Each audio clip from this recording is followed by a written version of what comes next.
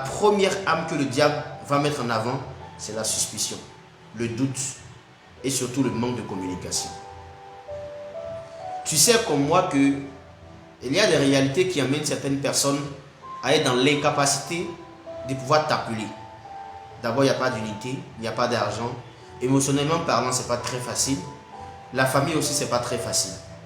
Mais dès l'instant où tu peux considérer ça comme étant un facteur important, il est indispensable pour toi de trouver du temps pour apprendre à pardonner.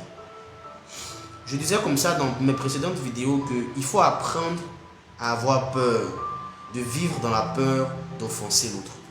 Aujourd'hui, ton ami n'est pas disponible. Tu lui en veux parce que tu dis qu'il n'est pas là, il n'est jamais là, il n'appelle jamais, il ne prend pas du temps pour toi, tout ça. Mais est-ce que tu aurais souhaité que toi aussi, dans cette situation-là, ton ami se comporte comme tu te comportes actuellement?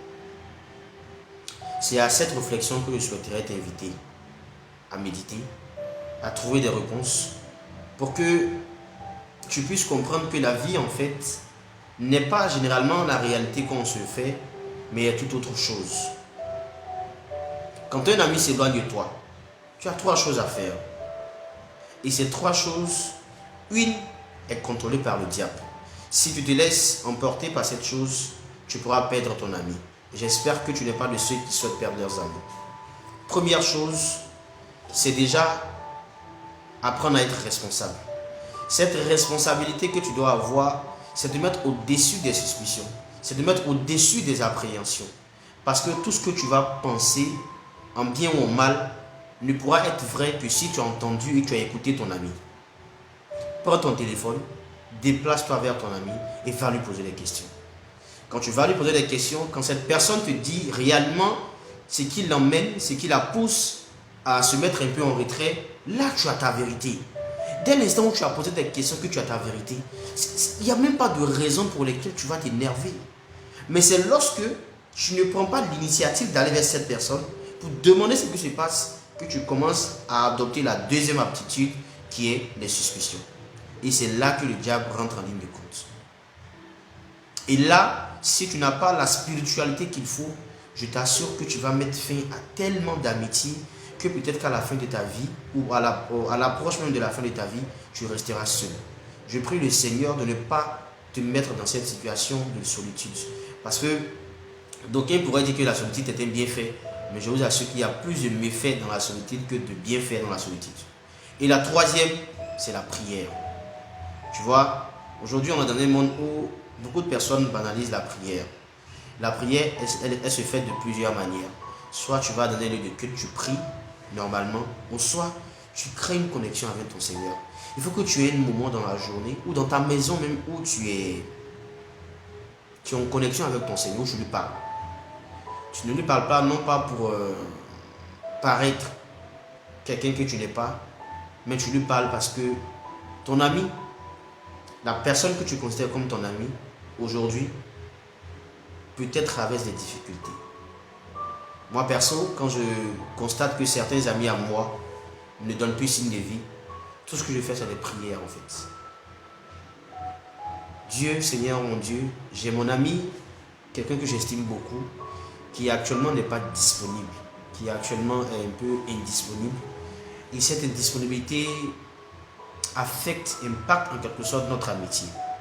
Je te demande d'ailleurs dans un premier temps de me donner la sagesse pour évacuer toutes sortes d'images, toutes sortes de pensées négatives qui pourraient me pousser à vouloir mettre fin à cette amitié parce que je n'ai pas la vraie raison. Je vous demande aussi, mon Seigneur, de me donner la disponibilité spirituelle qu'il faut pour prier pour mon ami. Peut-être qu'il est confronté à des difficultés où il a besoin qu'une personne puisse lui parler. Peut-être qu'elle est timide de nature ou qu'elle n'aime pas raconter ses problèmes ou qu'elle a peur de ce que les autres penseraient d'elle. Et cela me l'emmène peut-être à rester dans son coin. Mais je vous demande, Seigneur mon Dieu, de me donner la force. De donner la force à mon ami de traverser dignement et sereinement cette situation. Parce qu'il en sortira grand. Voici les trois attitudes qu'on doit avoir. Qu'on doit mettre en avant pour ne pas fragiliser nos relations les uns envers les autres. Mais qu'on puisse trouver du temps pour mieux analyser certaines situations. C'est vrai, nous sommes tous partants de cette terre. Mais pour savoir si le vécu d'une personne a été bien dans un premier temps pour les humains, c'est de regarder ce que les gens diront après elles se sont passées sur terre. Je prie le Seigneur de vous aider à avoir de bonnes relations avec votre entourage, à avoir un bon comportement, à avoir de la responsabilité et de la maturité amicale envers les personnes que vous estimez être vos amis.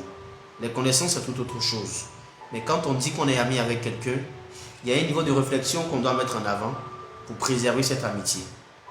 C'est pas facile, parce que la suspicion, c'est l'âme absolue du diable pour mélanger, pour troupatouiller, je dirais, j'aime beaucoup dire ça, troupatouiller un peu l'esprit des uns et des autres. Prenez soin de vous, les gars. Et s'il vous plaît, ne considérez pas l'absence de votre ami à un certain moment donné de la vie comme étant une fuite ou bien la fin d'une relation qui a plusieurs années de cohabitation, de collaboration.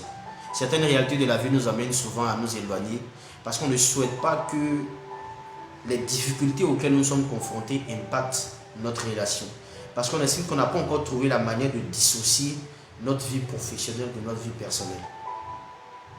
C'est pas facile, je le sais, mais c'est puissant. C'est très fort. Ça vous aide à affronter des batailles que peut-être l'avenir ou le monde va vous soumettre, va tester votre capacité de résistance. Prenez soin de vous. Je vous aime, mon Dieu. Et que la paix et la grâce et l'infinie bénédiction de Dieu soient avec vous. C'était encore votre frère et ami Karim Mustafa. Je vous aime. Prenez soin de vous. Take care.